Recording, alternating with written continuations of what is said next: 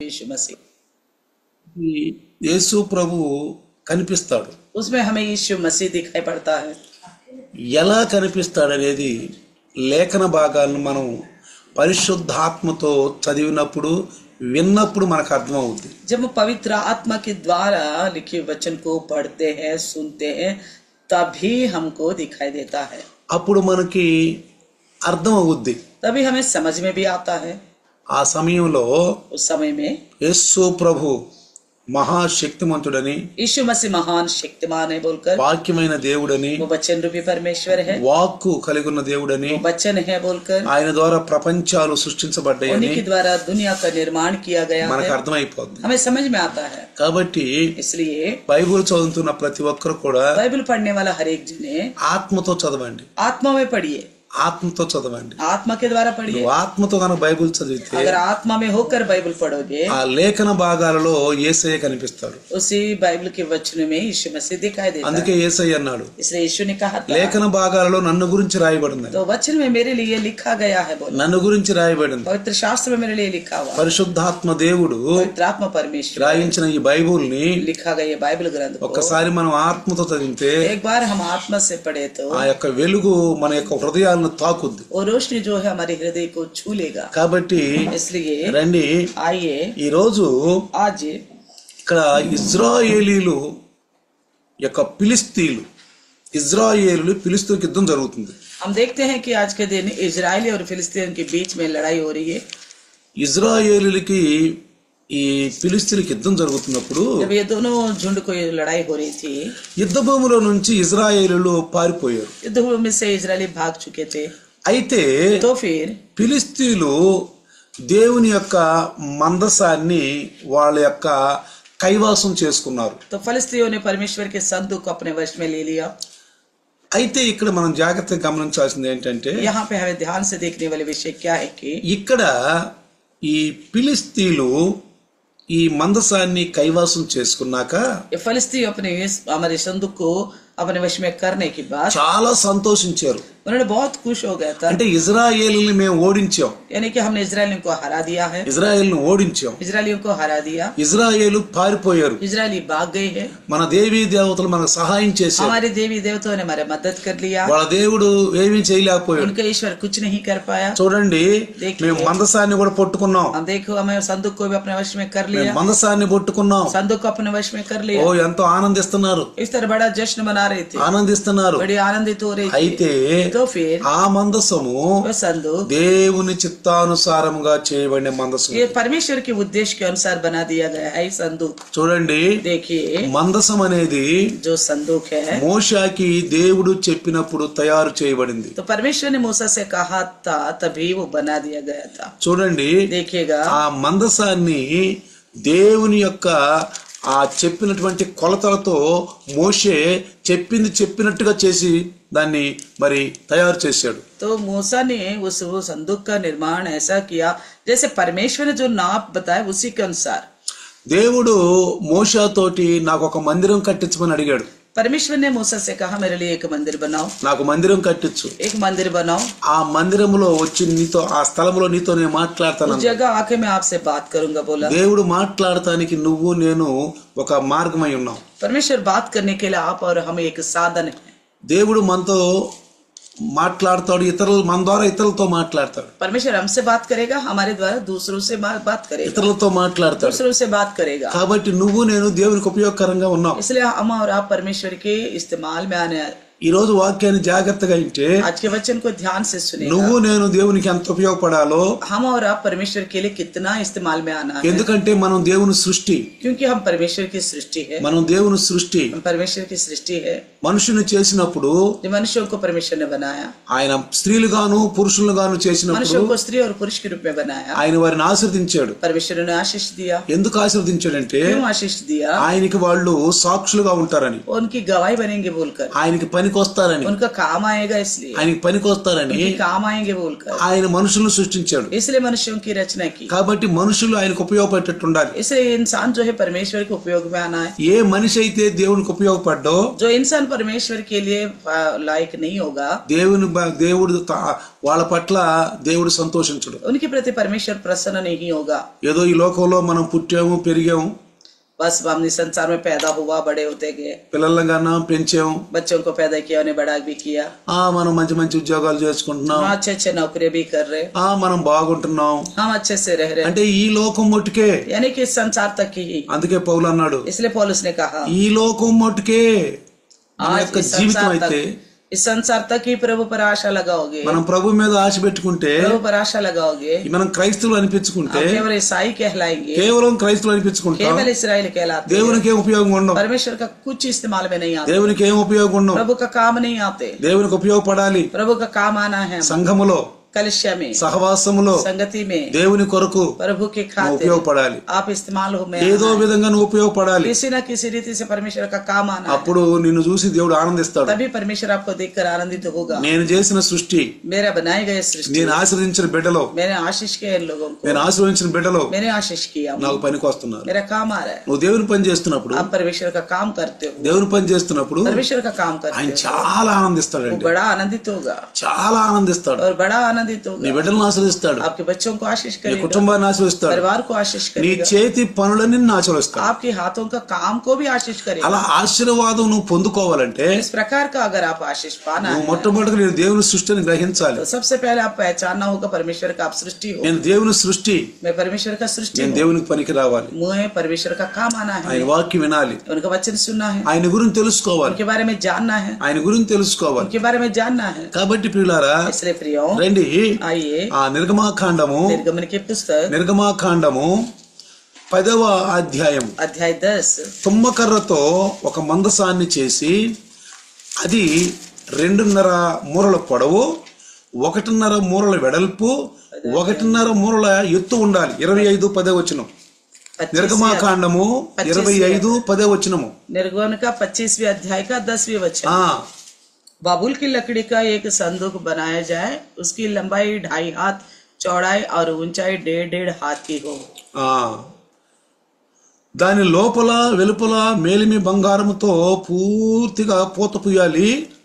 దాని మీద చుట్టూ బంగారం బద్దతో కట్టబడాలి. लिखा है 11 में, और उसके छोके सोने से भीतर और बाहर मड़वाना, और संदूक के ऊपर चारों ओर सोने की बाड़ बनावाना। దానికంట ఆ ప్రక్కల మరి ఆ మోతకర్రలను పెట్టాడు. तो उसको उठाने के लिए उसके लिए लाठी जैसा भी लगाया गया। ఆ 14వ వచనం కనుక చూస్తే 14 वचन को देखिएगा तो మందసాన్ని మోయటానికి ఆ కర్రల ప్రక్కల మీదుగా ఉంగరాలు దూర్చాలి. కర్రలు మందసానికి ఉన్న ఉంగరాలు ఉండాలి, వాటిని దాని నుండి తీయకూడదు అంటున్నాడు. तो 14 में लिखा है, डंडों को संदूक के दोनों ओर के कड़ों में डालना, और जिससे उनके बल संदूक उठाए जाए। ఆ యొక్క మరి మందసములో నేను నీకు ఇచ్చిన శాసనాలు ఉండాలి అంటున్నాడు. तो संदूक में मैंने जो आपको बताया था वो कानून रखना चाहिए। చూడండి, देखिए ఆ సాక్ష్యపు మందసములో, इसी संदूक में, ఆ సాక్ష్యపు మందసములో संदूक में మన్నా ఉంది. उसमें मन्ना है। ఆ తర్వాత మన్నా తర్వాత చిగురించిన మరి అహరోను కర్ర ఉంది. हारून की लाठी भी है, చిగురించిన అహరోను కర్ర ఉంది. हारून की लाठी भी है। ఆ తర్వాత రాతి పలకలు, उसमें जो पटरिया लिखा रखा गया, 10 ఆజ్ఞలు, 10 आज्ञाओं का पटरिया, 10 ఆజ్ఞలు ఉన్నాయి 10 आज्ञाएं हैं ఆ యొక్క మందసములో. संदूक में।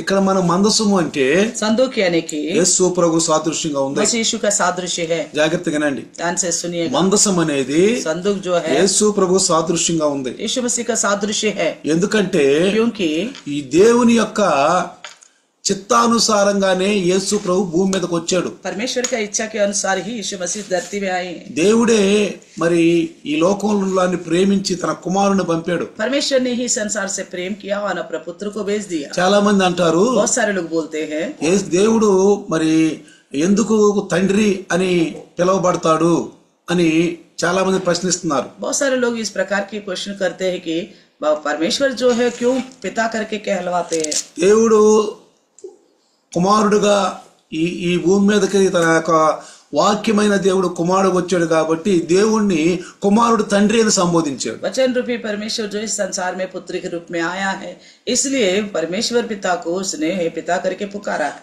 ప్రవక్తలు చెప్పినటువంటి మాటలు నెరవేర్చడానికి యేసుప్రభు వచ్చాడు. नबियों की बातों को पूरा करने के लिए यीशु आए थे. అందుకే అంటాడు, इसलिए कहता है ప్రవక్తల గ్రంథములలో నన్ను గురించి రాయబడిందని. नबियों के ग्रंथ में मेरे बारे में लिखा हुआ है. నన్ను గురించి రాయబడింది. मेरे लिए लिखा हुआ है. ఆ మందసము యేసు క్రీస్తుకు సాదృశ్యంగా ఉంది. संदूक जो है मसीह यीशु का सादृश्य है. ఆ మందసం మోసేవాళ్ళు, संदूक जो उठाते हैं, ఆ మోసేవాళ్ళు उठाने वाले రక్షించబడినటువంటి उद्धार पाए हुए हैं. విశ్వాసులు అనొచ్చు, विश्वासी कह सकते हैं, సేవకులు అనొచ్చు, सेवक बोल सकते సేవకులు అనొచ్చు, सेवक भी कह सकते हैं, యాజకులు ఉన్నారు. याजक है. యాజకులు అంటే याजक है సంఘ కాపరులుగా ఉన్నారు. कलिशा के चरवा है अभी. ఇప్పుడు యాజకులు అంటే अब का याजक है, ఇప్పుడు అప్పుడు యాజకులు तब का याजक ఇప్పుడు अभी సంఘ కాపరులుగా ఉన్నారు. चरवा है कलिशा का. వాళ్ళ యొక్క ఆధీనంలో సంఘం నడవాలి. उनके अधीन में कलिशा चलना है. వాళ్ళు చెప్పినట్టుగా సంఘం నడవాలి. उनके कहने के अनुसार कलिशा को चलना होगा. అప్పుడే వాళ్ళు దేవుని మార్గంలో ఉంటారు. तभी मानो वो परमेश्वर की मार्ग में. ఈ మందసాన్ని మోసేవాళ్ళు संदूक को उठाने वाले దేవుని పరిచారకులు, परमेश्वर की परिचर्या करने वाले, పనిచేసేవాళ్ళు, उनका सेवा टहल యాజకులు చెప్పినట్టు చేసేవాళ్ళు. याजकों के कहने के अनुसार करने वाले हैं. కాబట్టి వీళ్ళని దేవుడు ఆశీర్వదిస్తాడు. परमेश्वर इन्हें आशीष करता है. వీళ్ళని దేవుడు ఆశీర్వదిస్తాడు. परमेश्वर इन्हें आशीष देता है. కాబట్టి ప్రియులారా, इसलिए प्रियो, ఈ రాత్రి మనం జాగ్రత్తగా గమనిస్తే इस रात को ध्यान से देखें. ఎప్పుడైతే మందసము ఈ దేవుని చిత్తానుసారంగా మోషే ద్వారా కట్టబడిన ఈ మందసము परमेश्वर की इच्छा के द्वारा मूसा से बनाया गया है संदूक. అయితే ఈ బంగారం కంట ఇక్కడ చూడండి 13వ వచనం 25-13 వచ్చిన निर्गमन के 25 के 13 में लिखा है, తుమ్మకర్రతో కర్రలను చేసి వాటికి బంగారు రేకులను పొదగవలెను అని ఉంది. लिखा है कि बबूल लकड़ी के डंडे बनवाना है और उन्हें भी सोने से मढ़वाना है. మనం చెప్పుకున్నాం, हमने भी सुना है. మందసం అంటే యేసు ప్రభు సాదృశ్యం. संदूक जो है मसीह यीशु का सादृश्य है. తుమ్మకర్రతో చేయాలి. ये बबूल की लकड़ी से बनाना है. తుమ్మకర్ర बबूल की लकड़ी, దానికి విలువ ఉండదు. उसका कोई मूल्य नहीं है. చెట్లన్నిటిలో కంటే सारे पेड़ों में से తుమ్మకర్రకు విలువ లేదు. बबूल की लकड़ी का कोई मूल्य नहीं है. ఎక్కడ పడ్డా కానీ తుమ్మకర్ర ఉంటుంది. जगह जगह वही बबूल का ही पेड़ दिखता है. దానికి ఏమంత వాల్యూ లేదు. इसका कोई वैल्यू नहीं है. అందుకనే తీసేసిన దాని నుంచి మరి తీసేసిన రాయి తలక మూల రాయి అని రాయబడింది. जैसे इनकार किए गए पत्थर कोने का सिरा बना करके लिखा है. ఆ తుమ్మకర్రతో చేశారు. इसी प्रकार इसको बबूल की लकड़ी से बनाया. కాబట్టి ఈ లోకంలో యేసు ప్రభు संसार में मसीह यीशु వచ్చినటువంటి ఆ మహిమను వదిలిపెట్టి उस अपना महिमा को छोड़कर आए हैं. భూమి మీద పాపుల మధ్యలో జీవించాడు. इन पापियों के बीच में जीवन बिताया. అయితే तो फिर దానికి బంగారు రేకులు పొదిగారంట. जैसे संदूक को सोने से मढ़वाया गया है. బంగారు రేకులు పొదిగారు. सोना से मढ़वाया गया. బంగారం అనేది దైవత్వానికి సాదృశ్యం. तो सोना जो है ईश्वरत्व को दर्शाता है. అయితే तो फिर ఈ తుమ్మకర్రకు సాదృశ్యమైన యేసయ్య बबूल की लकड़ी के सादृश्य जो यीशु मसीह है, దైవత్వం కలిగి ఉన్నాడు. ईश्वरत्व से जुड़ा हुआ है. దైవత్వం కలిగి ఉన్నాడు. ईश्वरत्व से है.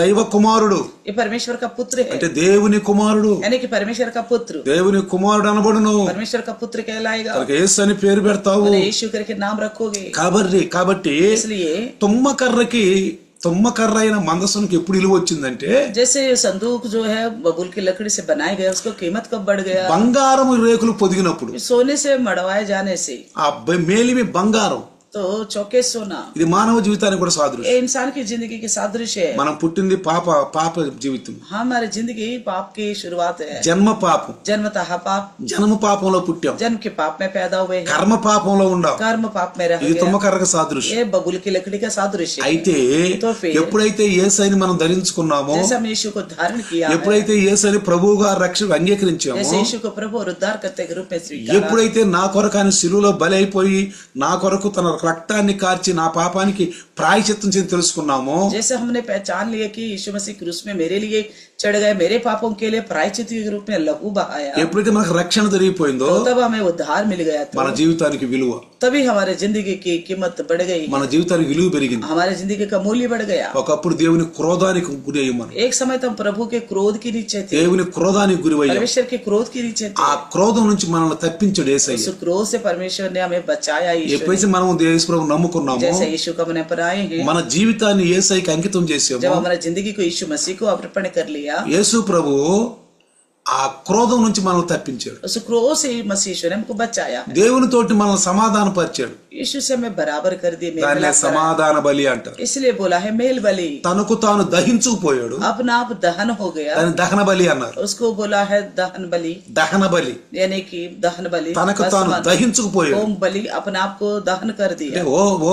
होम బలి. होम बलि అంటే ఈ 5 బలులు, ये 5 बलियां, ఈ 5 బలులు ये 5 बलि ధర్మశాస్త్రంలో ఉన్న 5 బలులు యేసయ్యను చూపిస్తున్నాయి. तो 5 जो बलियां बलि बताया गया व्यवस्था ने वो यीशु मसीह को అందుకే दिखाता है. శిష్యులకు యేసయ్య ఏమన్నాడంటే, इसलिए चलो से यीशु ने क्या कहा, ఏం చెప్పాడంటే, क्या बोला, ధర్మశాస్త్రం ధర్మశాస్త్రం నన్ను గురించి రాయబడింది. व्यवस्था में मेरे लिए लिखा गया है बोला यीशु ने. ప్రవక్తల యొక్క మాటలు నన్ను గురించి రాయబడింది. नबी ने भी हमारे लिए मेरे लिए लिखा करके बोला. ధర్మశాస్త్రంలో యేసయ్యను చూస్తాం. व्यवस्था में हम यीशु मसीह को देखते हैं. నేను మాట చెప్పా మీకు, मैंने पहले ही बताया था. మీరు బైబిల్ చదువుతున్నప్పుడు आप बाइबल पढ़ते वक्त ఆత్మలో చదవండి. आत्मा में होकर पढ़िए. ఏదో ఫార్మాలిటీ పూర్తి చేయాలని, बस पढ़ना चाहिए बोलकर ఫార్మాలిటీ పూర్తి చేయాలని पढ़ना चाहिए था नाम के लिए కాదు.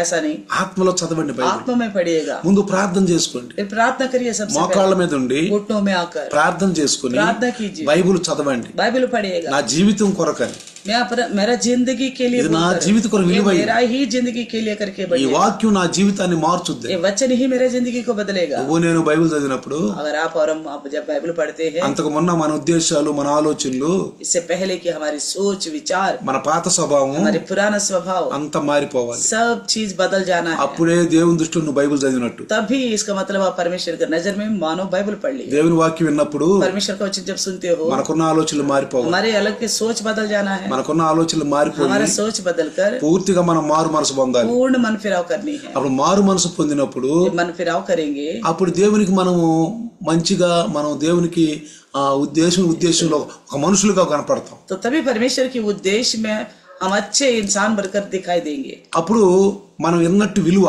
तभी सुनने का मतलब है మనం విన్నాము, हमने सुन लिया, విన్నామని దేవుని తెలియజేస్తారు. तो सुन लिया बोलकर परमेश्वर समझता है. బైబిల్ చదివామని దేవుని తెలుసు. परमेश्वर समझता है कि हमने बाइबल भी पढ़ा है. ఆత్మలో చదివాం కదా, आत्मा में पढ़ा है, इसलिए ఆత్మలో చదివాం. आत्मा में మనకిచ్చిన శరీరాన్ని ఉపయోగించి, हमें दिया गया शरीर को इस्तेमाल మన करके, శరీరాన్ని ఉపయోగించి हमारे देह को इस्तेमाल करा. ఆత్మలో మనం బైబిల్ చదివాం. आत्मा में बाइबल पढ़ा. మన శరీర లోపల ఆత్మ ఉన్నాడు, हमारे देह के अंदर आत्मा है, ఆత్మ ఉన్నాడు, आत्मा है. పరిశుద్ధాత్మ ఆ ఆత్మని మరి తాకినప్పుడు पवित्र आत्मा हमारी आत्मा को जब छू लेगा, మన ఆత్మ విలువ వచ్చుద్ది, हमारी आत्मा का मूल्य बढ़ మన जाएगा, ఆత్మ శుద్ధీకరించబడుతుంది. हमारी आत्मा शुद्ध किया जाएगा. లేకపోతే अगर ऐसा नहीं हुआ, పరిశుద్ధాత్మ కనుక మన ఆత్మను తాకపోతే अगर पवित्र आत्मा हमारी आत्मा को नहीं छुआ, మనకు విలువ లేదు. हमारे कोई कीमत नहीं है. ఏదో ఒక నామకార్థ క్రైస్తవుడిగా ఉండిపోతాం. तो बस एक नाम मात्र मसीह बन के रह మన जाएंगे. క్రియల ద్వారా, हमारे कार्यों के द्वारा, మన క్రియల ద్వారా हमारी कार्यों के द्वारा జనం అందరూ తెలుసుకుంటారు. सारे लोगों को पता चल మన जाएगा. క్రియల ద్వారా అందరూ తెలుసుకుంటారు. हमारे कार्यों के द्वारा सब लोग जान लेंगे, అరే ఇది క్రైస్తవులు కాదు.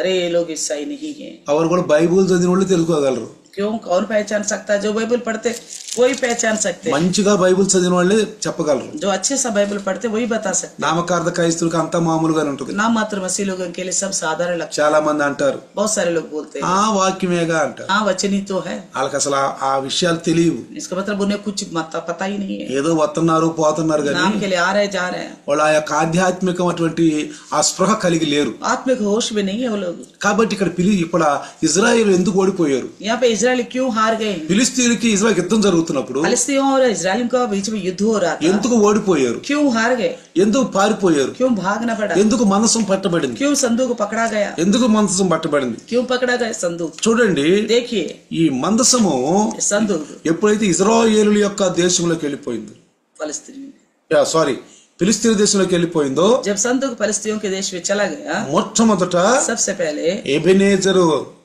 ఎబెనేజర్కి వెళ్ళి एबेनेजर गया, ఆ తర్వాత उसके बाद అష్టోదుకి వెళ్ళిపోయింది, अष्टोद में गया, ఆ తర్వాత గాదుకు వచ్చింది, उसके बाद गात में गया, ఆ తర్వాత ఎక్రోనుకు వచ్చింది, उसके बाद एक्रोन में गया, ఆ తర్వాత ఫిలిస్తీన్ దేశంలో ఉన్నది కొంతకాలం, इसके बाद फिलिस्तीनियों के देश में, ఆ తర్వాత అభినాదు యొక్క ఇంట్లోకి వచ్చేసింది. अबीनादाब के घर में आ गया. కానీ ఇక్కడ జరిగింది ఏంటి తెలుసా? यहाँ पे क्या हुआ? ఎప్పుడైతే ఎబెనేజర్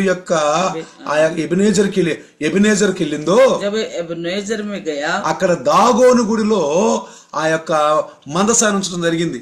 तो वो दागोन के मंदिर में संदूक को रखा गया. అయితే तो ఆ దాగోను దేవత दागोन की देवता తెల్లవారలేక బోర్లగా పడిపోయింది. सुबह को देखा तो वो उल्टा लेटा हुआ था. ఈ మందసం పట్టబడతం అనేది ये संदूक पकड़ाया जाना దేవుని మహిమను అన్ని జనులు తెలుసుకోవాలి. तो ये परमेश्वर की महिमा को अन्य जाति जानना पड़ेगा. ఈ మందసము పట్టబడటం అనేది ये संदूक को पकड़ाया जाना దేవుని చిత్తానుసారం జరిగింది. ये परमेश्वर की इच्छा के अनुसार ही हुआ. దేవుని చిత్తానుసారం లేకుండా ఫిలిస్తీయులు ఇజ్రాయెల్ మీద గెలవలేరు. परमेश्वर की इच्छा के बिना फिलिस्ती इजराइल के ऊपर जीत नहीं सकते. దేవుని చిత్తానుసారం లేకుండా మందసము అన్ని జనుల చేతికి పట్టబడదు. परमेश्वर की इच्छा के बिना संदूक अन्य जाति के हाथ में नहीं सौंपा जाता. నేను ఇందాక చెప్పాను, मैंने पहले बताया మందసము క్రీస్తుకు సాదృశ్యంగా ఉంది. संदूक जो है मसीह का सादृश्य है. అందుకే యేసయ్య అంటాడు, इसलिए यीशु कहता है ఆ చుట్టుపక్కల ఉన్న వాళ్ళతో అంటాడు, आसपास के लोगों से నా ప్రాణాన్ని నేను పెట్టగలను मैं తీసుకోగలను. अपने प्राण को दे भी सकता हूँ और ले भी सकता నా ప్రాణాన్ని ఎవరు తీసుకోలేరు. हूँ. मेरे प्राण को कोई निकाल नहीं सकता. పెట్టగలను తీసుకోగలను. मैं रख भी सकता हूँ, दे निकाल ले भी सकता हूँ. దేవుని చిత్తానుసారంగా కట్టబడిన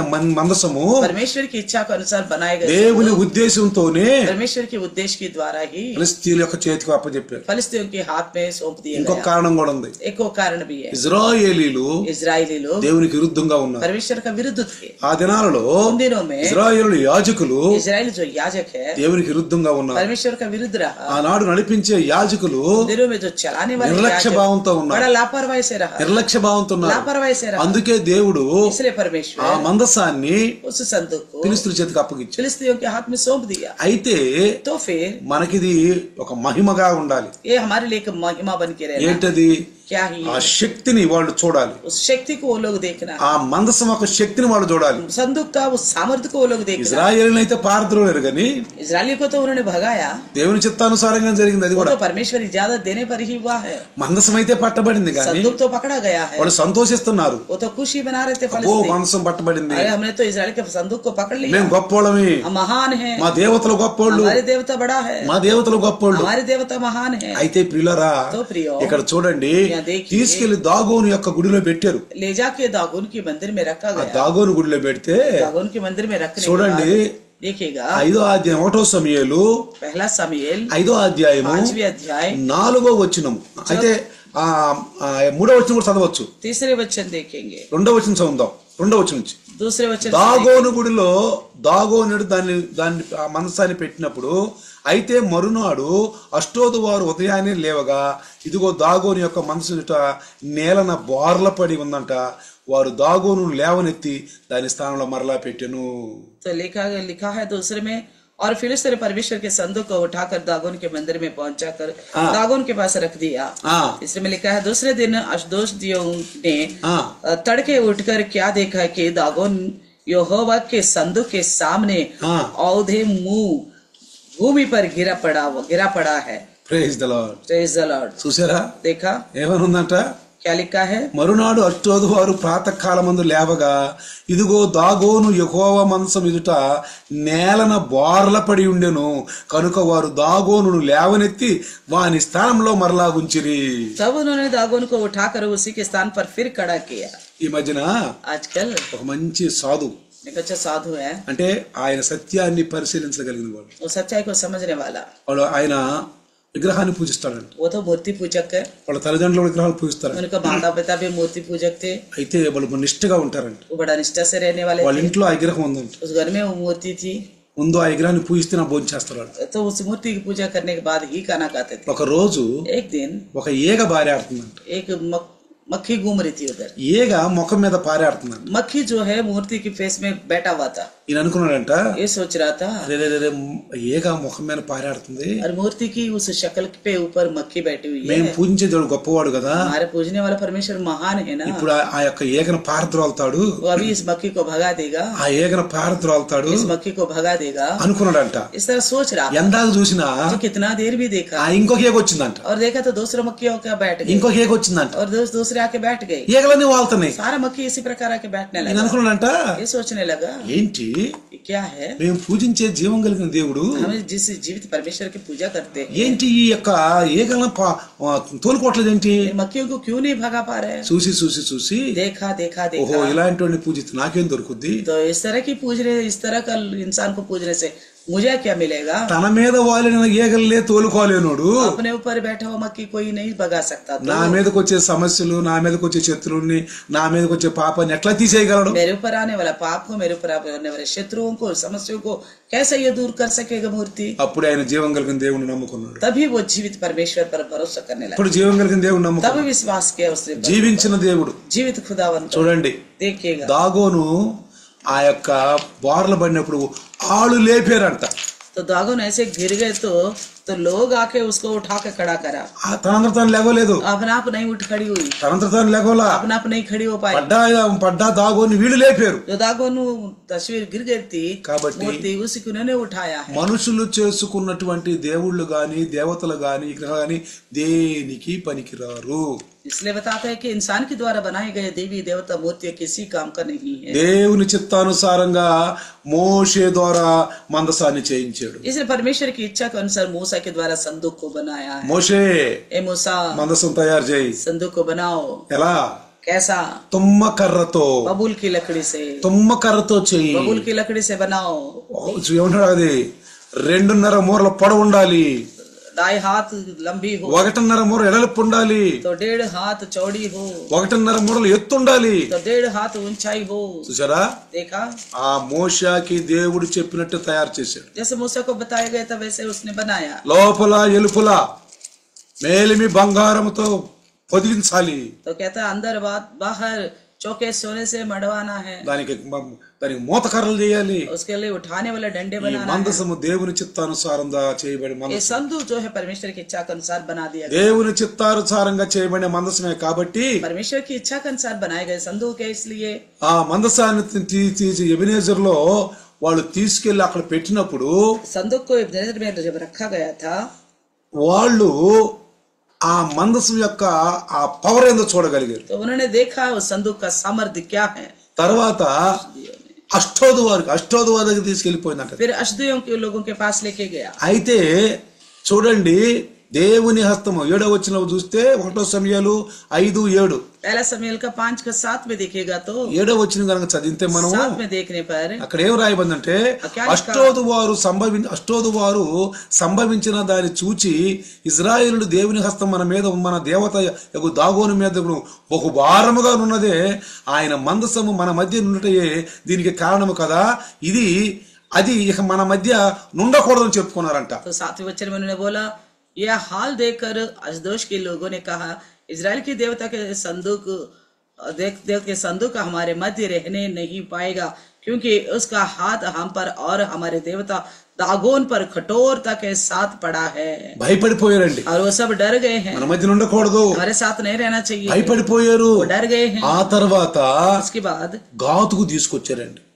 गात में लाया गया। 9వ వచనం కనుక మనం చదివితే 9 में पड़ेगा तो 9వ వచనం, అయితే వారు అష్టోదు నుండి గాతులకు దానిని మోసుకొని పోయిన తరువాత యెహోవా హస్తము పట్టణం మీదన పెద్దల మీదను పిన్నల మీదను రహస్య స్థలంలో గడ్డలు లేపి వారిని మొత్తి గొప్ప నాశనం చేసిన రాయబడింది. तब उसको घुमाकर वहां पहुंचे तो यूं हुआ कि यहोवा का हाथ उस नगर के विरुद्ध ऐसा उठा कि उसमें अत्यंत बड़ी हलचल मच गई, और उसने छोटे से बड़े तक उस नगर के सब लोगों को मारा और उन्होंने गिल्टियां निकालने लगे। చూడండి, देखिए ఆ మందసం యొక్క పవర్, उस संदूक का सामर्थ्य को देखिए, ఎందుకంటే దేవుని చిత్తానుసారంగా చేయబడింది. क्योंकि परमेश्वर की इच्छा के अनुसार बना दिया गया। దేవుని చిత్తానుసారంగా నడిచే మనము परमेश्वर की इच्छा के अनुसार चलने वाला మనుషుల మధ్యలో मनुष्यों के बीच में దేవుని శక్తిని మనం చూపిస్తాం. परमेश्वर का सामर्थ्य को हम दिखा पाएंगे, దేవుని శక్తిని మనం చూపిస్తాం, परमेश्वर के सामर्थ्य को दिखा పవర్ను మనం చూపిస్తాం. सामर्थ्य को दिखाएंगे, వీళ్ళు దేవుని బిడ్డలు, क्योंकि ये परमेश्वर का लोग है। అపోస్తులు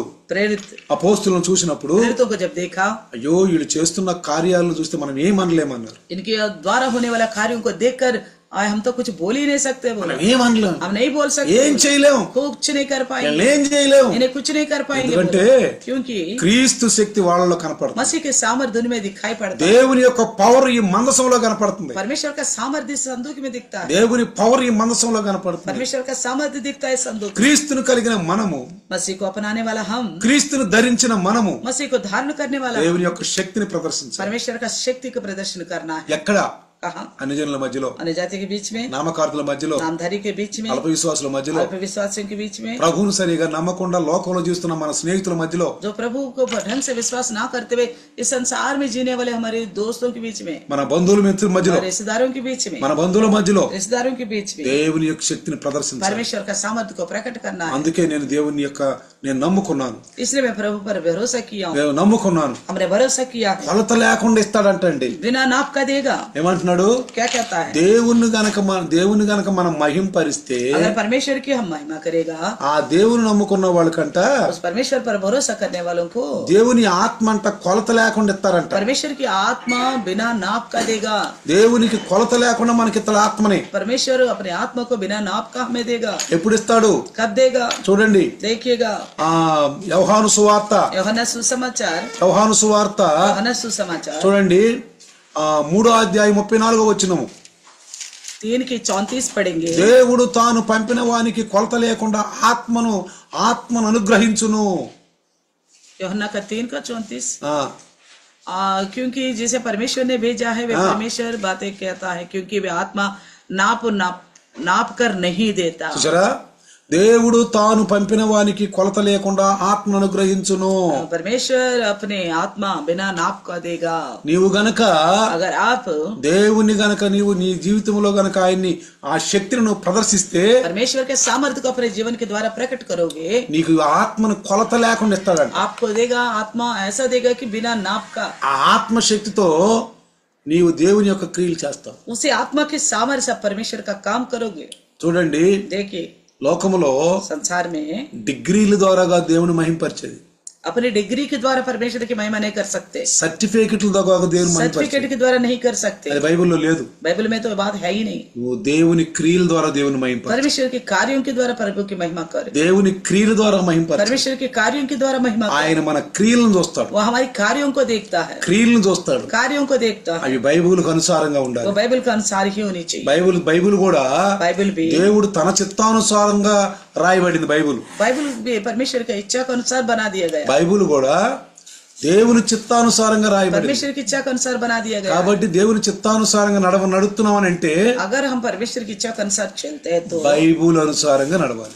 केवल बाइबल के अनुसार चलना चाहिए। బైబిల్ ఒకటట్టు కలపకూడదు, ఒకటి ఇటు తీసేయకూడదు. बाइबल में से ना एक विषय को हटाना ना एक विषय को मिलाना है। బైబిల్లో లేని దాన్ని మనం కలపకూడదు, जो बाइबल में है ही नहीं उसे नहीं जोड़ना है, బైబిల్లో ఉన్నదాన్ని తీసేయకూడదు. जो बाइबल में है उससे नहीं हटाना चाहिए। అయితే तो फिर దేవుడు యేసు ప్రభు ద్వారా మాట్లాడుతూ, जब परमेश्वर यीशु के द्वारा बात करते యేసు हुए ప్రభు ఎన్నో అద్భుత కార్యాలు చేశాడంట. यीशु मसीह अपने समय बड़े अद्भुत कार्य किया, చాలా అద్భుత కార్యాలు कई చేశాడు. सारे अद्भुत कार्य किया। అది గనక రాస్తే, अगर इस सारे बातों को लिखेगा, అవన్నీ బైబిల్లో పొందుపరిస్తే, वो सारे विषय को बाइबल ग्रंथ में अगर लिखेगा तो పొందుపరిస్తే लिखने से అయితే ఈ భూలోకం కూడా చాలదంట. तो लिखा कि पृथ्वी भी कम पड़ जाएगी। కాబట్టి మనకిచ్చినటువంటి ఈ బైబుల్, ఈ 66 పుస్తకాలు, हमें जो दिया गया बाइबल ग्रंथ के 66 किताब, 66 పుస్తకాలు 66 किताब మన జీవితంలో కనపడాలి, हमारे जिंदगी में दिखाई देना है, మన జీవితంలో కనపడాలి. हमारी जिंदगी में दिखाई నువ్వు देना పాత है। నిబంధన చదువుతున్నప్పుడల్లా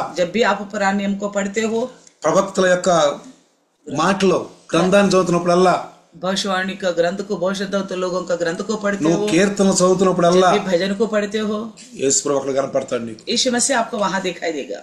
లేఖన భాగాలలో నన్ను గురించి రాయబడి ఉంది. उन्होंने कहा व्यवस्था में मेरे लिए लिखा हुआ है। యేసయ్య ఏమన్నాడు? यीशु ने क्या कहा? లేఖన భాగాలు నన్ను గురించి ఉంది. पवित्र शास्त्र में मेरे लिए लिखा हुआ है। అందులైన శాస్త్రులారా, अंधे शास्त्रियों, పరిసయ్యులారా, फरिसियों, శాస్త్రులారా, పరిసయ్యులారా, शास्त्री फरिसियों, సద్దుకయ్యులారా, सद्दुकयों, లేఖన భాగాలు నన్ను గురించి రాయబడి ఉంది. पवित्र शास्त्र मेरे लिए लिखा गया है। మీరు గ్రహించలేకపోతున్నారు, आप समझ नहीं पा रहे మీరు हो, మందబుద్ధి కలిగి ఉండాలి. आप मंदबुद्धि हो गए ఈ हैं। రోజుల్లో కూడా आज भी క్రైస్తవులు గాని, ईसाई हो, సేవకులు గాని, सेवक हो, విశ్వాసులు గాని विश्वासी हो, చాలా మంది మందబుద్ధిగా ఉంటున్నారు. बहुत सारे लोग निर्बुद्धि हो रहे हैं, మందబుద్ధిగా ఉంటున్నారు, निर्बुद्धि हो रहे हैं। వినటానికి లోబడరు, सुनता है मगर अधीन नहीं होते, వినటానికి లోబడరు, सुनने को इच्छा नहीं रखते, చదవటానికి లోబడరు, और पढ़ने का अधीन नहीं होते, ఇదేమంటే సమయం లేదంట, और बोलने पर बोलते हैं समय नहीं है, మాకు సమయం లేదంట, हमारे पास समय नहीं है कहते हैं। ఎక్కడ తిరిగి దొరుకుతుంది అంటారు. कहाँ मिलता है समय करके बोलते हैं। తిరిగి దొరుకుతుందంటారు. कहाँ मिल रहा है समय बोलते हैं. లోకాన్నంతా సంపాదించుకొని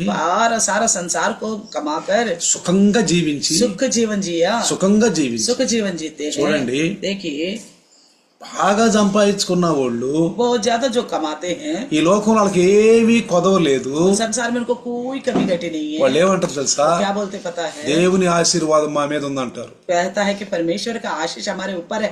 దేవుని ఆశీర్వాదం మా మీద ఉందని परमेश्वर के ऊपर आशा हमारे ऊपर है बोलकर అలా చెప్పుకుంటూ దేవుని వెనకబడిపోతారు. इस तरह बोलते जाते हैं, प्रभु से हट जाते हैं. నీకు దేవుని ఆశీర్వాదం బాగుంటే अगर आपके पास परमेश्वर का आशीष बहुत अच्छा है, కృతజ్ఞతగా ఇంకా ముందుకు నడవాలిగా, शुक्रगुजारी करते हुए और प्रभु में बढ़ना चाहिए, ఇంకా ముందుకు నడవాలిగా. और भी आगे बढ़ना चाहिए ना. నాకు దేవుని ఆశీర్వాదం ఉందని प्रभु मुझे आशीष किया बोलते हैं. వెనకబడిపోతుంటే प्रभु के विषय में पीछे हट रहे थे, వెనకబడిపోతుంటే पीछे हटते जा रहे तो ఆశీర్వాదం ఇచ్చేందుకు ఆయన మరి బాధపడతాడేమో, పశ్చాత్తాపడతాడేమో. उस आशीष आपको देने की खातिर वो शायद पश्चाताप ఎందుకు करेगा. తీసుకొచ్చానా వీళ్ళని ఐగుప్తు నుంచి, क्यों लेके आयो मैंने मिस्र से, ఎందుకు తీసుకొచ్చాను ఐగుప్తు నుంచి क्यों लेके आयो मिस्र से इन्हें. అని బాధపడతాడేమో, इस तरह तकलीफ हो जाएगा, బాధపడతాడేమో. दुख हो जाएगा. కాబట్టి ప్రియులారా, इसलिए प्रियो జాగ్రత్తగా మనం గమనిస్తే ध्यान से सुनेगा तो చూడండి, देखिए దేవుడు ఆ తర్వాత उसके बाद ఆ మందసాన్ని उस संदूक को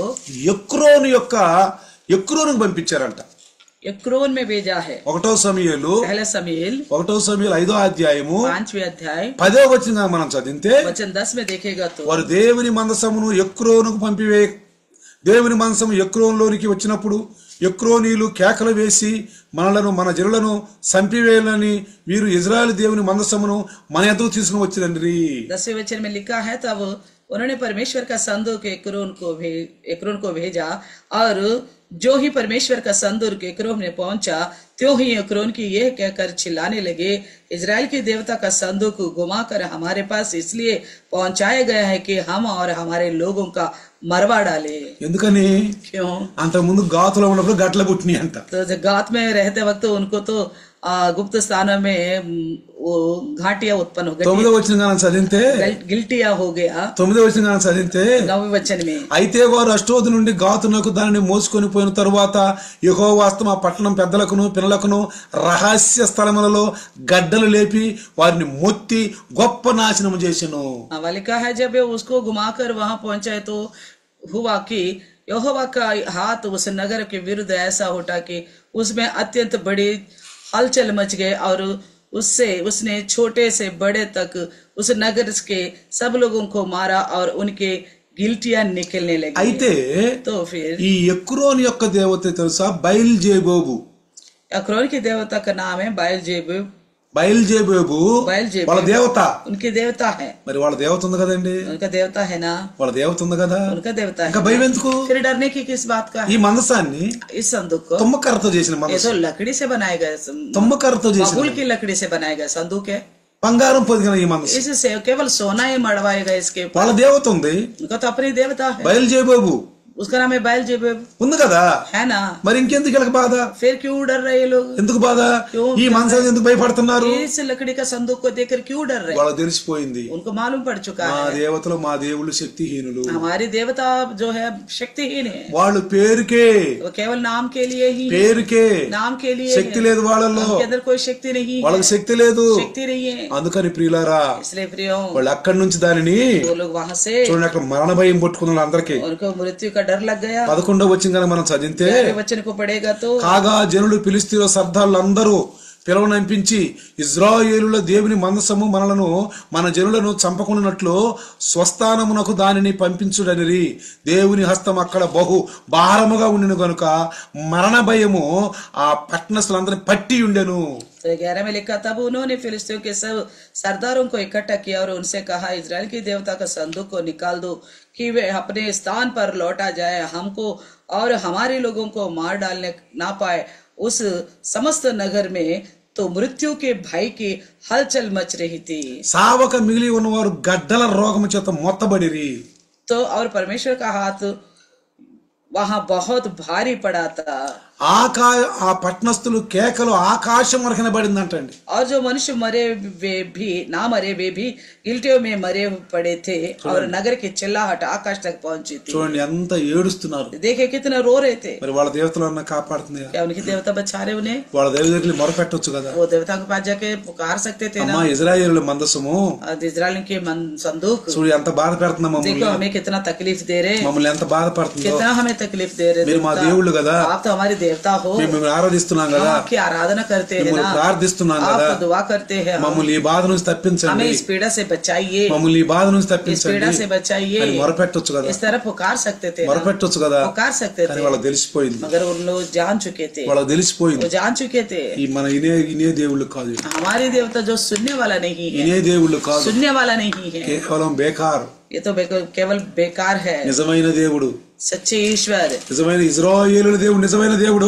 इजराइल का परमेश्वर सच्चे ईश्वर है. పెద్ద పెద్ద రాజులు సైతము, बड़े बड़े राजा जो है, రాజులు సైతము राजा भी ఇజ్రాయేలు దేవుణ్ణి పొగిడారు. इजराइल परमेश्वर का महानता को लेकर बताया है, ఏళ్ళ దేవుడే దేవుడు, और उन्होंने कहा इनका ईश्वर ही ईश्वर है, ఏళ్ళ దేవుణ్ణే ప్రార్థించండి, इनके ईश्वर की उपासना करो, ఏళ్ళ దేవుణ్ణే మొక్కండి, इन ईश्वर का दंडवत करो, ఏళ్ళ దేవుడే దేవుడు. इनका ईश्वर ही ईश्वर है, ఇక లోకంలో ఏ దేవుడు లేడు. इनके अलावा और कोई ईश्वर नहीं है. ఎందుకంటే తన మహిమను తాను కనబరుచుకుంటున్నాడు. क्योंकि उन्होंने अपना महिमा को प्रकट किया है. మనల్ని చూసినప్పుడు जब हमको देखते हैं तो వీళ్ళు ఆరాధించే యేసు క్రీస్తే నిజమైన దేవుని కుమారుడని నమ్మాలి. तो भरोसा करना होगा ये लोग जिस ईश्वर की आराधना करते हैं वही हकीकत का ईश्वर एक बोलकर वो लोगों को विश्वास करना होगा. ఆది అపోస్తులు ఏమన్నారు?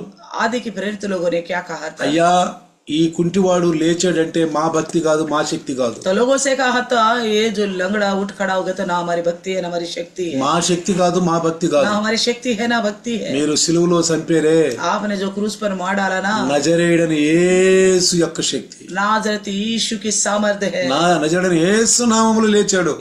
ये तो नाजरत यीशु के नाम से उठ खड़ा అంటే हो गया. అపోస్తులు యేసును కలిగి ఉన్నారు. इसलिए अब प्रेरित लोग यीशु मसीह को अपना हृदय में रखा. దేవుని యొక్క ముద్ర అపోస్తుల్లో ఉంది. परमेश्वर के छाप प्रेरितों के ऊपर था. చాలా మంది అంటారు बहुत सारे लोग बोलते हैं నేను అపోస్తులుణ్ణి, मैं प्रेरित हूँ, నేను అపోస్తులుణ్ణి, मैं प्रेरित हूँ. మాది అపోస్తుల సంఘము, हमारे प्रेरितों का कलिसिया है, మాది అపోస్తుల సంఘం అంటారు. प्रेरितों का कलिसिया है बोलते అసలు అపోస్తుల బోధే ఉండదు అక్కడ. वहाँ पे प्रेरितों का संदेश ही नहीं होती, అసలు అపోస్తుల యొక్క తత్వం అక్కడ ఉండదు, प्रेरितों का तत्व भी नहीं होती, అసలు ఆ క్రియలే అక్కడ ఉండవు. वो कार्य भी नहीं रहता वहाँ पे. కేవలం చెప్పుకుంటారు, वो केवल बताते हैं बस. కేవలం అంటారు మేము అపోస్తుల బోధలో ఉన్నామని. तो कहता है केवल हम प्रेरितों का संदेश में నేను है. అపోస్తులుని అంటాడు, कहता अपने आप को हम प्रेरित है, కానీ అక్కడ దేవుని క్రమం ఉండదు. मगर वहाँ पे कोई परमेश्वर का नियम नहीं है. దేవుని యొక్క పంపినటువంటి అపోస్తుల యొక్క ఆ తత్వం వాళ్ళలో ఉండదు, तो परमेश्वर का द्वारा भेजे गए प्रेरितों का तत्व नहीं रहती వాళ్ళలో ఉండదు ప్రియులారా. उनमें नहीं रहती प्रियो. కాబట్టి इसलिए అక్కడ నుంచి वहाँ से ఫిలిస్తీన్లు చేసి 6వ అధ్యాయము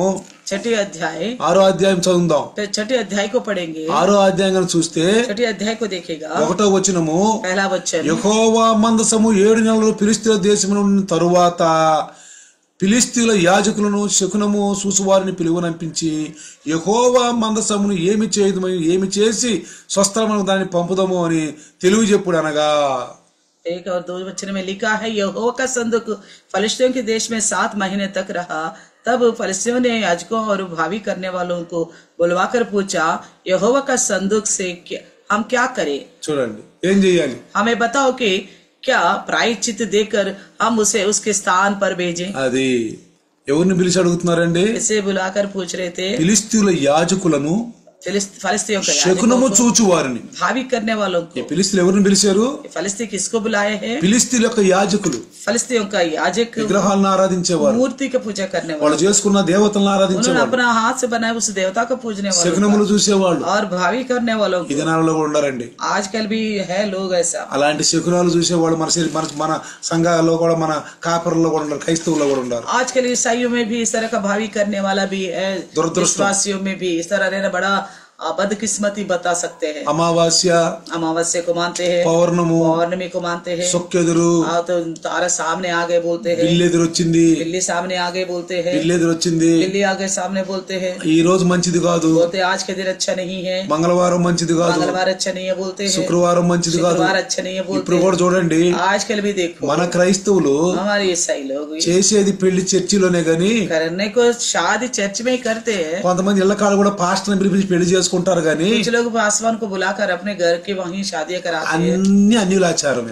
बाकी सारा कुछ जो भी करते अन्य जाति के से अनुकरण करते। ఒక సిస్టర్ వచ్చి అందంట, एक बहना के पूछी, ఒక అన్ని జనరల్ సిస్టర్ వచ్చి, एक अन्य जाति పాస్టర్ గారండి, मास्टर जी మొన్న మా కాలనీలో క్రైస్తవులు పెళ్లి జరిగింది, हमारी काले में ईसाइयों का एक शादी हुई है, వాళ్ళకి మాకేం తేడా లేదండి, हमने देखा उनकी हमारी शादी में कोई अंतर नहीं दिखाई दे रहे, వాళ్ళు పెళ్లి చేశారు, उन्होंने भी शादी మేము పెళ్లి చేస్తున్నాం, हम भी ऐसा ही करते కానీ हैं, తేడా ఏం లేదండి, कोई फर्क नहीं नजर आ रहा అంత है, మాలాగే చేశారు, सेम हमारे जैसा किया है అంత उन्होंने, మాలాగే చేశారు, सब कुछ हमारे जैसा किया। చూడండి ఎంత మరి దురదృష్టకరం, చూడండి कितनी बदकिस्मत की बात है वो, ఎంత దురదృష్టకరం. बदकिस्मती की बात है। ఈనాడు మన క్రైస్తవ పెళ్లిళ్ళు ఎలా ఉంటుంది, आजकल हमारे ईसाइयों की शादी किस प्रकार की है, మంచి రోజులు చూస్తారు, उसको अच्छा घड़ी करके देखते, शुभ घड़ी, మంచి రోజులు చూస్తారు, अच्छे दिन को ढूंढते हैं। పాస్టర్లకు తెలుసు ఇది, पास्टर भी जानते हैं, వాళ్ళు ఏమంటారు తెలుసా, वो क्या बोलते पता है, మాకుచ్చే ఆ పెళ్లిలో మాకిచ్చే డబ్బులు మాకు ఇవ్వండి, शादी में जो हमें देना चाहिए वो बेट हमें दे दीजिए, మాకిచ్చే డబ్బులు మాకు हमें जो ఇవ్వండి, मिलना चाहिए वो पैसा हमें दीजिए, మీరు ఏం చేసుకుంటారో మాకు తెలియదు, आप जो कुछ करो तो करो हमें नहीं पता। అదేమని अगर पूछेगा तो నాలాంటి కొంచెం గట్టిగా ఉండి అడిగితే मेरे समान कोई इंसान पूछेगा उनसे, మనకి ఎందుకండి, हम क्या करें, మనం చెప్పిన ఎనరండి, हम बताने पर भी ये नहीं सुनते, వీళ్ళు మనం చెప్పిన ఎనరండి, ये बताने पर भी नहीं सुनते, అనవసరం మనం చెప్పటం, बेकार है इनको बताना, మనకు వచ్చే మనకు వస్తున్నాయి जो కదా, हमें मिलना था वो तो मिल ही रहे ना, మనకు వస్తున్నాయి हमें కదా, मिलने वाला तो मिल ही रहे, చూడండి పిల్లారా, इस तरह बोलते ఇలాంటి కాపర్లు, इस तरह के चरवा है, అందుకే అంటాడు इसलिए कहते हैं ఇర్మియాలో ఉంటా కదా, इर्मिया में, నాకు ఇష్టమైన కాపర్లు నేను मैं अपने मन पसंद के चरवाहों को चुनूंगा, నాకు ఇష్టమైన వాళ్ళని నేను పిలుచుకుంటాను, मन पसंद की चरवाहों को बुलाऊंगा मैं। పిల్లారా हे प्रियो జాగ్రత్తగానండి, ध्यान से सुनिए, ఇక్కడ यहाँ पे ఈ శకునుగాళ్ళని ये भावी करने वालों को, ఈ ఫిలిస్తీన్ యాజకులు పిలిచి इन फलस्तियों की याजकों को बुलाकर అడిగినప్పుడు पूछा तो వాళ్ళు ఏమంటారు చూడండి, उन्होंने क्या बोला देखिएगा, 6వ అధ్యాయం 3వ వచనం, 6:3 में देखिएगा, వారు ఇశ్రాయేలుల దేవుని మందసమును పంపివేయించిన ఎడల ఊరకయ్యే పంపక ఏ విధము చేతనైనా ఆయనకు అపరాధార్థమైన అర్పణ చెల్లించి పంపవలెను, అప్పుడు మీరు స్వస్థత నొంది ఆయన హస్తము మీ మీద నుండి ఎందుకు తీయబడక ఉండునో మీరు తెలుసుకుందురనిది। तो तीसरे वचन में लिखा है, वे बोले यदि हम इजराइल की देवता का संदूक वहां भेजो तो उसे वैसा ही ना भेजना, उसकी हानि भरने के लिए अवश्य है दोष बलि देना, तब तुम चंगे हो जाओगे और तुम जान लोगे कि उसका हाथ तुम पर से क्यों नहीं उठाया गया। ఇవన్నీ మీరు చదువుకుంటూ ఉంటే 6వ వచనంలో 6వ అధ్యాయంలో 6వ అధ్యాయం पूरा पढ़ोगे, ఈ యాజకులు ఈ శకునుగాళ్ళు చెప్పినవన్నీ జాగ్రత్త మనం చదువుకుంటే, याजक और भावी करने वालों ने जो कुछ बताया ध्यान से पढ़ेगा तो చూడండి, देखिए ఈ 7వ వచనం కనుక మనం చదివితే इसमें 7 अगर पढ़ेगा వాళ్ళు ఇచ్చినటువంటి సలహా ఏంటంటే, उन्होंने क्या सलाह दिया, కాబట్టి మీరు ఒక కొత్త బండి ఒకటి చేయించి కాడిమోయని పాడి ఆవును 2 తోలు తెచ్చి బండికి కట్టి వాటి దూడలను వాటి దగ్గర నుండి ఇంటికి తోలుకొని పోయి యెహోవా మందసమును ఆ బండి మీద ఎత్తి అపరాధార్థముగా ఆయన మీరు అర్పింపవలసిన బంగారుపు వస్తువులను దాని పక్కనే చిన్న పెట్టిలో ఉంచి అది మార్గమున పోవునట్లుగా విడిచిపెట్టుడి। 7 और 8वें वचन में लिखा है, इसलिए अब तुम एक नई गाड़ी बनवाओ और ऐसा दुधार गाय लो जो जुए तले ना आए हो, और उन गायों को उस गाड़ी के जोत कर उनके बच्चों को उसके पास लेकर घर को लौटा दो, तब यहोवा का संदूक लेकर उस गाड़ी पर रख दो, और सोने की जो वस्तुएं तुम उसकी हानि भरने के लिए दोष बलि की रीति से दोगे उन्हें दूसरे संदूक में रखे उसके पास रख दो, फिर उसे रवाना कर दो कि चले जाए। కొత్త బండి, नया गाड़ी, ఆ బండి మీద ఎవ్వరు కూడా ఎప్పుడు ఎక్కకూడదు, उस गाड़ी पर कोई कभी नहीं चढ़ना चाहिए। అయితే ఆ బండికి పాడి ఆవులను తీసుకురావాలంట, तो उसके लिए दूधारी करके लिखा है, उन गायों పాడి ఆవుల్ని दूधारी गायों को। ఇక్కడ దీని గురించి చెప్పాలని మంచి సందేశం ఉందండి. ये दूधारी गायों को लेकर एक अच्छा ఏదో संदेश రెండు మాటలు చెప్పిపోయేది కాదు. दो बातों को बता नहीं सकता, दो बातों में। ఈ పాడి ఆవులు ये दूधारी गाय దేనికి సాదృశ్యంగా ఉన్నారంటే इसका सादृश्य है, త్యాగపూర్ణమైన జీవితానికి సాదృశ్యంగా ఉన్నారు. त्यागपूर्ण जिंदगी का सादृश्य है। ఇది ఒక రక్షించబడినటువంటి ఒక విశ్వాసికి సాదృశ్యంగా ఉంది. एक उद्धार पाए हुए एक विश्वासी का सादृश्य है। జాగ్రత్తగానండి. ध्यान से सुनिए। ఈ పాడి ఆవులు ये दूधारी गाय రక్షించబడినటువంటి విశ్వాసులు సాదృశ్యంగా ఉంది. उद्धार पाए हुआ विश्वासियों का सादृश्य है। 10వ వచనంలో वचन 10 में है, వారు అలాగున 2 పాడి ఆవులను తోలి తెచ్చి బండికి కట్టి వాటి దూడలను ఇంటి లోపల పెట్టిరి. చూడండి అక్కడ ఎవరు రాయబడిందో. उन मनुष्यों ने वैसा ही किया, अर्थात 2 दूधारी गाय लेकर उसे गाड़ी में जोते और उनके बच्चों को घर में बंद कर दिया। చూడండి, देखिए పాడి ఆవులు, उनकी दूधारी गाय, వాటికి దూడలు ఉండేవి, 2 उनके बच्चे भी है, పాలు తాగాలని, वो दूध पीने के लिए, లేకపోతే చనిపోతాయి. नहीं तो वो मरेंगे। తన యజమానుడికి उस मालिक का పాలు ఇవ్వాలి, दूध देना है, పాలు ఇవ్వాలి. दूध देना है। ఈ పాడి ఆవులు అనేది ये दूधाई गाय जो है ఫలించే జీవితానికి సాదృశ్యం. फलवंत जीवन का सादृश्य है। ఒకటి एक तो ఫలించే జీవితానికి సాదృశ్యం. फलवंत जीवन का सादृश्य है। 2 दूसरा త్యాగపూర్తం. त्यागपूर्ण, 2 త్యాగపూర్ణానికి दूसरा సాదృశ్యం. विषय त्यागपूर्ण जिंदगी का सादृश्य। 3వది तीसरा विषय హతసాక్షులకు. हतसाक्षी का, హతసాక్షులకు हतसाक्षी होने का। చూడండి, देखिए తమ దూడలంట ఎబిరేజు నుండి బెత్షెమెషు 6వ అధ్యాయం 14వ వచనం కనుక మనం చదివితే, 6 अध्याय का 14 वचन को अगर हम पढ़ेगा तो 14వ వచనం మనం చదివితే 14 वचन को ఆ पढ़ेगा బండి तो బెత్షెమెషు వాడైన యెహోషువ యొక్క పొలములోనికి వచ్చి అక్కడనున్న ఒక పెద్ద రాజు దగ్గర నిలవగా వారు బండి యొక్క కర్రలను చీల్చి ఆవులను యెహోవాకు దహన బలిగా అర్పించిరి. 14 में लिखा है, गाड़ी यहोशू नामक एक बेतशेमेशी के खेत में जाकर वहां ठहर गए, जहां एक बड़ा पत्थर था। तब उन्होंने गाड़ी की लकड़ी को छीरा और गायों की होमबलि करके यहोवा के लिए चढ़ाया। చూసారా, देखा అక్కడ దాకా మోసుకొచ్చింది, वहां तक उठा के लाया, మోసుకొచ్చినాయి, उठा के लाई है ये गाय, మోసుకొచ్చి उठा के लाया। ఆ మోసుకొచ్చినటువంటి ఆ ఆవుల్ని जो उठा के जो लाए थे गाय, యెహోవా కొరకు బలిచ్చెను. तो उन्होंने यहोवा के लिए होमबलि दे दिया। అవును, हाँ, క్రీస్తును కలిగి ఉండవు. నువ్వు నేను, मसीह को अपनाया आप और हम, నువ్వు నేను క్రీస్తును కలిగి ఉన్నావు. आप और हम मसीह को अपनाए हैं, క్రీస్తును ధరించుకున్నావు. मसीह को धारण किए हैं, క్రీస్తు కొరకు చనిపోవడానికి ఇష్టపడ్డారు. मसीह के लिए मृत्यु भी होना चाहते ఈ हो। పాడి ఆవులు, ये दूधारी गाय, ఈ పాడి ఆవులకు రక్షించబడిన విశ్వాసికి సాదృశ్యంగా ఉంది. ये दूधारी गाय जो उद्धार पाए हुए के विश्वासी का सादृश्य है। దూడలను వదిలిపెట్టి వచ్చినాయి, बच्चों को छोड़ के आ गए, దూడలను వదిలిపెట్టి వచ్చి बच्चों को अपने छोड़ के आ తన गए, యజమానికి ఇవ్వాల్సిన పాలు వదిలిపెట్టి వచ్చేసి, अपने मालिक को देने वाला दूध भी छोड़ के आ అంటే गए। యజమానులు కూడా ఆ ఆవులు ఇచ్చేసారు. तो वो मालिक भी उनके वो गायों को सौंप दिया था। ఆ దూడలు కూడా తన తల్లిని వదిలిపెట్టి ఒంటరిగా జీవితానికి ఇష్టపడుతుంది. वो बच्चे भी अपने माँ को छोड़कर अकेले जीने का पसंद कर लिए। ఈ ఆవులు హతసాక్షులు అయిపోయారు, ये गाय जो हतसाक्षी हो गए, హతసాక్షులు అయిపోయారు. हतसाक्षी हो गए हैं। ఒకసారి అంట एक बार చిన్న ఉపమానం, एक छोटा सा दृष्टांत, బాగా చీకటిగా ఉందంట, बहुत अंधेरा हो गया, క్యాండిల్ ముట్టెత్తున్నాడంట. कैंडल जला रहा था। క్యాండిల్ అన్నయ్య అంట, कैंडल ने कहा, ఎందుకు మమ్మల్ని తీసుకుంటున్నావు? क्यों हमें ले रहे? ఎందుకంటే क्योंकि లోపల బయట చీకటిగా ఉంది बाहर अंधेरा है, కాబట్టి మిమ్మల్ని వెలిగెత్తున్నాను. इसलिए मैं आपको जला रहा हूँ। ఒక్క बोला విషయం, एक विषय, నేను ఇప్పుడు రోజు వెలిగొట్టడానికి సిద్ధంగా లేను. मैं भी रोशनी देने के लिए तैयार नहीं हूँ, నేను వెలిగొట్టడానికి సిద్ధంగా లేను. मैं तैयार नहीं हूँ रोशनी देने के लिए, నన్ను ఎక్కడ పెట్టాను? मुझे यही रखो बोला, ఇక్కడ పెట్టాడంట. यही रख दिया। ఇంకొక మైన్ పొద్దు తీసుకున్నాను. एक और कैंडल को ले लिया, ఆ మైన్ పొత్తు అందంట, उस कैंडल मोमबत्ती ने कहा, ఎందుకు నన్ను వెలిగిస్తున్నావు? क्यों मुझे जला रहे? बोला బయట చీకటిగా ఉంది, बोला बाहर अंधेरा है, నాకు వెలుగు కావాలి. मुझे रोशनी चाहिए। बोला ఇదిగో నీ వెలిగొట్టడానికి సిద్ధంగా मैं లేను. रोशनी देने के लिए तैयार नहीं हूँ, కావాలంటే పాట పాడతాను, तो चाहिए तो गीत गाऊंगा, కావాలంటే పాట పాడతాను, चाहिए तो गीत गाऊंगा, అంతేగాని इतना ही है। వెలుగును మాత్రం నేను मैं ఇవ్వను. रोशनी नहीं दूंगा। ప్రియులారా, प्रियो, దేనికి ఉపయోగపడ్డాము, हम जिस चीज के इस्तेमाल में आ गए, దేని కొరకు మనం దేవుడు చేశాడు, जिस चीज के लिए प्रभु ने हमें बनाया దేని है, కొరకు చేసి ఆశీర్వదించాడు, जिसके लिए हमें बनाया और आशीष किया, ఆశీర్వదించాడు, आशीष किया है, దానికి మనం యోగ్యులంగా ఉండాలి. उसी की योग्य बनना है। దేవుని పని అంటే परमेश्वर का काम అది को, చిన్నదా चाहे छोटा हो పెద్దదా, या बड़ा हो,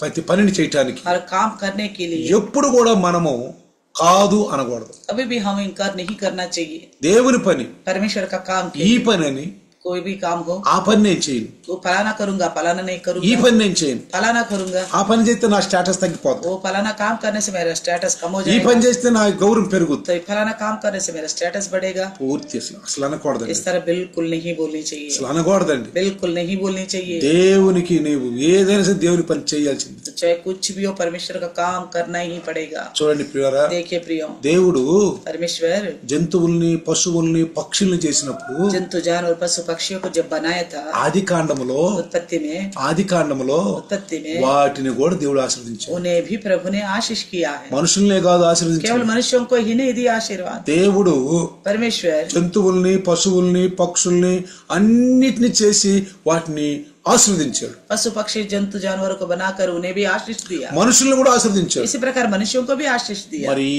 ఆవుల్ని చేసిన దేవుడేగా, इन गायों को तो परमेश्वर ने ही बनाया ना, ఈ ఆవుల్ని చేసిన దేవుడే. गाय को बनाया परमेश्वर ने ही। చూడండి, ఆవులు देखिए गाय దేవుని కొరకు బలిగా అర్పించబడ్డాయి. परमेश्वर के लिए बलि के रूप में अर्पण किया। దేవుడు చేసిన మనసాన్ని మోయటానికి ఇష్టపడ్డాయి. परमेश्वर का बनाए गए संदूक को उठाने के लिए पसंद करते, దేవుని యొక్క మనసాన్ని మోయటానికి ఇష్టపడ్డాయి. परमेश्वर का संदूक को उठाने के लिए राजी हो गए। దేవుని లోకంలో మహింపరచడానికి మనం ఇష్టపడుతున్నామా? क्या हम परमेश्वर को महिमा देने के लिए संसार में हम पसंद करते हैं? అందుకనే इसलिए సామెతలు అంటాడు, नीति वचन में कहता है, సామెతలు नीति वचन 16:4 ఏమంటాడంటే, 16:4 में कहता है, ఇదిగో దేవుడు చేసిన ప్రతి వస్తువు కూడా ఉపయోగదాయకంగానే ఉందంట. 16:4 में लिखा है, परमेश्वर के द्वारा बनाया गया हर एक ప్రతి वस्तु, వస్తువు हर एक वस्तुएं इसी उद्देश्य के द्वारा बनाए गए, అది ఒక ఉద్దేశంతో చేయబడ్డాయి. विशेष उद्देश्य के द्वारा बनाए गए हैं। కాబట్టి इसलिए ఈ ఆవులను కూడా इन गायों को ఈ भी, జంతువుల్ని దేవుడు ఒక ఉద్దేశంతో చేయబడ్డాడు. जंतुओं को भी एक उद्देश्य बनाया परमेश्वर, నిన్ను నన్ను కూడా आपको और हमें भी దేవుడు ఒక ఉద్దేశంతో చేశాడు. परमेश्वर एक उद्देश्य में बनाया, దేవుణ్ణి మహింపరచబడాలని. परमेश्वर की महिमा होने के लिए। ఈ ఎద్దులు త్యాగం చేసింది, ये गाय जो है त्याग कर ले अपने आप को, పిల్లల్ని వదిలిపెట్టేసి अपने बच्चों को छोड़ के आ తన गया, యజమానుని వదిలిపెట్టేసి अपने मालिक को छोड़ के आ गया, మందసాన్ని మోసుకుంటూ వచ్చింది. संदूक का उठा के लाया, చివరికి దహన బలిగా अंत में होम बलि, దేవునికి ఉపయోగపడ్డాయి. होम बलि के रूप में परमेश्वर का काम आ అందుకే गया। అంటాడు, इसलिए कहता है, అపోస్తులు పోయిన మార్గంలో మనం పోవాలి. तो प्रेरितों के जाने वाला रास्ता में ही से जाना है। అపోస్తుల శక్తి మన మీదకి రావాలి. प्रेरितों का सामर्थ्य हमारे ऊपर आना है। అపోస్తుల శక్తి మన మీదకి వచ్చినప్పుడు अगर प्रेरितों का सामर्थ्य हमारे ऊपर आएगा तो దేవునికి మనం ఉపయోగపడతాం, तभी हम परमेश्वर का काम आएंगे, దేవునికి మనం ఉపయోగపడతాం. तभी काम आएंगे। ఎప్పుడైతే యేసయ్య మేఘాల మీద వస్తాడో, जैसे यीशु मसीह बादलों में आएगा, మేఘాల మీద వచ్చినప్పుడు बादल में जब आएगा तो యేసయ్య మేఘాల మీద వచ్చినప్పుడు మనందరం తీసుకెళ్లిపోతాం. जब यीशु बादलों में आकर हम सबको लेके जाएगा। 1 తెస్సలోనిక थेस्सलोनिके 5వ అధ్యాయము 5वें अध्याय 3-4 వచనాలు చదివితే 3 और 4 पड़ेगा। చాలా మంది అనుకుంటున్నారంట, बहुत सारे लोग सोचते हैं నెమ్మదిగా ఉన్నది, భయమేమీ లేదని చెప్పుకొని చుండగా గర్భిణీ స్త్రీకి ప్రసవ వేదన వచ్చినట్లు వారికి ఆకస్మికముగా నాశనము తటస్థించును గనుక వారు ఎంత మాత్రమును తప్పించుకొనలేరు. సహోదరులారా, ఆ దినము దొంగ వలె మీ మీదకి వచ్చటం మీరు చీకటిలో ఉన్నవారు కారు. 5वें अध्याय 1 थेस्सलोनिका 3 और 4 में लिखा है, जब लोग कहते हैं कि कुशल हैं, हाँ सब कुछ और कुछ भय नहीं है, तो उन पर एकाएक विनाश आ पड़ेगा, जिस प्रकार गर्भवती पर पीड़ा, और वे किसी रीति से ना बचेंगे। पर हे भाइयों, तुम तो अंधकार में नहीं हो कि वे दिन तुम पर चोर के समान आ पड़े। కాబట్టి నెమ్మదిగా ఉందంట. तो सोचते हैं सब कुछ कुशल है, ఏమన్నాడు? क्या कहता है? నెమ్మదిగా ఉంది, सब कुछ कुशल है, భయమేమీ లేదు. कुछ भय नहीं है। అప్పుడు ఆనాడు నోవాహు దినములలో కూడా అదే అనుకున్నారు ప్రజలు. नूह के समय में भी लोगों ने इसी तरह सोचा था। నోవాహు పిచ్చోడు అనుకున్నారు, नूह को पागल समझ बैठे थे, నోవాకి ఏమైనా మెంటలు వచ్చింది అనుకున్నారు, नूह का दिमाग खराब हो गया करके सोच వీడికి रहे పిచ్చి थे, పెట్టింది అనుకున్నారు, ये पागल हो गए करके వీడు समझ ఏం रहे थे, చెబుతున్నాడు ये అనుకుంటున్నారు. क्या बोल रहे करके सोच रहे थे। అన్ని బాగుండి सब तो हालत सही है, మంచిగా ఉంది, सब कुछ अच्छा వీడు है, ఎందుకు వాడగాడుతున్నాడు. ये क्यों बना रहे जहाज बोल रहा है। దైవదాసుడు చెబుతుంటే परमेश्वर का दास बोल रहे तो కొంతమందికి నవ్వులాటగా ఉంటుంది, कुछ लोगों को मजाक जैसा लगता है, కొంతమంది అనుకుంటారు कुछ लोग सोचते हैं ఆయన చెబుతున్నాడులే, बस वो बोलते जाता है, ఏదో ఇందాంలే, बस सुनेंगे, बस ఏదో ఇందాంలే बस सुनेंगे, మనం అనుకృతి లేకపోతే లేదు. बस हम अपनाना चाहिए तो अपनाएंगे वचन को, అనుకోకుండా జల ప్రళయం వచ్చింది, अचानक जल प्रलय आ गया, అందరు కొట్టుకుపోయారు, सब बहकर चला गया, ఒక ఇంటి వాళ్ళు 8 మంది మాత్రమే एक ఉన్నారు, घर का 8 लोग ही रह गए, 8 మంది మాత్రమే ఉన్నారు. केवल 8 जने बच అందుకే गए। పౌలు గారు అంటాడు, इसलिए पौलुस कहता है తెస్సలోనికి రాస్తున్న పత్రికలో, తెస్సలోకి పత్రి में దొంగ వలె వస్తాడు, चोर के समान आएगा, అనుకోకుండా వస్తాడు. अचानक आएगा। ప్రభు కొరకు మనం జీవించాలి, इसलिए प्रभु के लिए जीना है, త్యాగపూర్వమైన జీవం అవుతుంది. त्यागपूर्ण जिंदगी जीना మనం है। సంపాదించుకుంటున్నా, हम कमा भी रहे,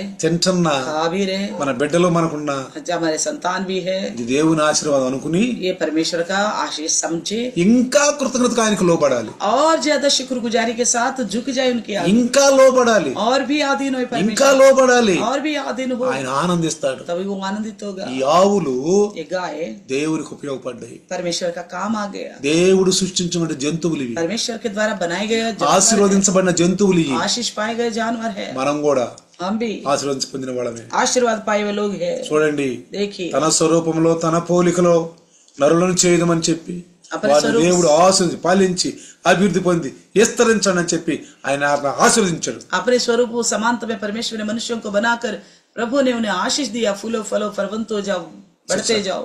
ఉపయోగపడాలండి, प्रभु का काम आना है, ఉపయోగపడే మన జీవితం, రక్షించబడిన మన జీవితం విలువగా ఉంటుంది. तो काम आएंगे उनकी, और उद्धार में है हम, इसलिए उनके लिए हम बहुत मूल्य समझा जाएंगे। అప్పుడే तभी మనము పరిమళ సువాసనగా ఉంటాం. तभी हम खुशबूदार सुगंध बनेंगे। ఎక్కడికి వెళ్ళినా మన రక్షణ సువాసన ఎదజల్లుతా ఉంటుంది. कहीं पे भी जाए हमारे उद्धार का सुगंध बढ़ता जाए, ఎక్కడికి వెళ్ళినా గానీ. कहीं पे भी जाए। ఒకప్పుడు చెడ్డ వాసనగా ఉన్నాం మనం, एक समय बदबूदार जिंदगी था हमारा, ఇప్పుడు మనలో సువాసన ఉంది. अभी हमारी सुगंध जिंदगी మన है। సువాసన ఎదజల్లాలి, हमारी सुगंध को फैलाना है, ఎక్కడికి వెళ్ళినా ఎదజల్లాలి. कहीं पे भी जाए फैलाते जाना है। దేవునికి ఇష్టంగా గడపాలి, परमेश्वर का इच्छा के अनुसार जिंदगी దేవునికి जीना है। ఇష్టంగా గడపాలి. परमेश्वर की इच्छा का जिंदगी जीना है। ఈ ఆవులను చూసి మనం నేర్చుకుందాం, इन गायों को देखकर हमने सीखा है, ఈ ఆవులను చూసి మనం నేర్చుకుందాం. गाय के द्वारा सीखा है। ఫిలిష్తీయులకు వచ్చిన శ్రమలను మనం తెలుసుకుందాం, फलिस्तियों का क्लेश को हमने देखा, మందస్సు యొక్క శక్తిని మనం తెలుసుకుందాం. संदूक का सामर्थ्य को हमने देखा। దేవుని చిత్తానుసారంగా చేయబడ్డ మందస్సు ఇది. परमेश्वर की इच्छा के अनुसार बनाया गया है ये संदूक।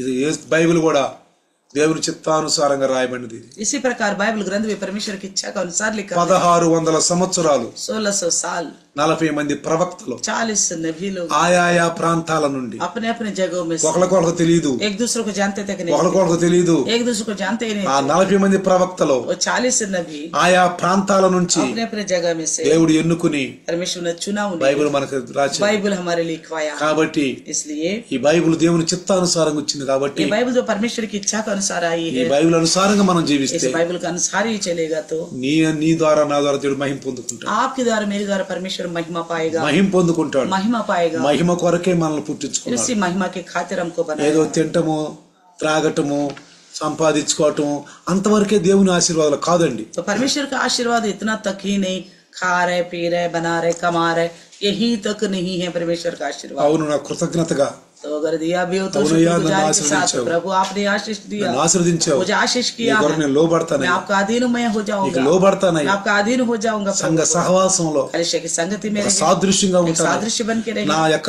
రక్షణ సువార్త అనే సువాసన అందరికీ పంచుతాను. तो मैं अपने उद्धार का सुगंध को सबके सामने फैलाऊंगा बोले।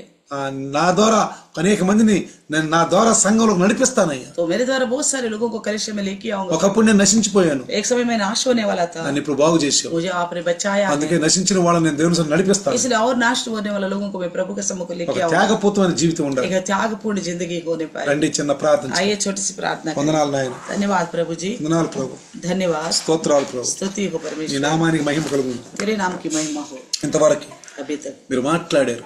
आपने बात किया, ఇజ్రాయెల్ ఓడిపోయారు, इजरायली हार गए थे, ఫిలిష్తీయులు గెలిచారు, फलिस्तीन जीत गए, మందసం పట్టబడింది. संदूक पकड़ा गया। అవును ప్రభు, हाँ प्रभु, ఇదంతా నీ ఇష్టానుసారంగా జరిగింది. सारा कुछ आप ही की इच्छा के अनुसार। అన్ని జనుల మధ్యలో నీ నామన మహిమను పొందుకోవాలి, अन्य जाति के बीच में आपके नाम की महिमा पाने के लिए, పొందుకోవాలి. पाने के लिए। అందుకే इसलिए ఇదిగో మేము నాయన ఒకప్పుడు అన్ని జనులమే, एक समय हम भी अन्य जाति थे, ఒకప్పుడు పాపమని మురికిలో ఉన్నవాళ్ళు, एक समय पाप की गंदगी में रहने वाले, పాపమని అంధకారంలో ఉన్నవాళ్ళు. पाप के अंधकार में रहने वाले थे।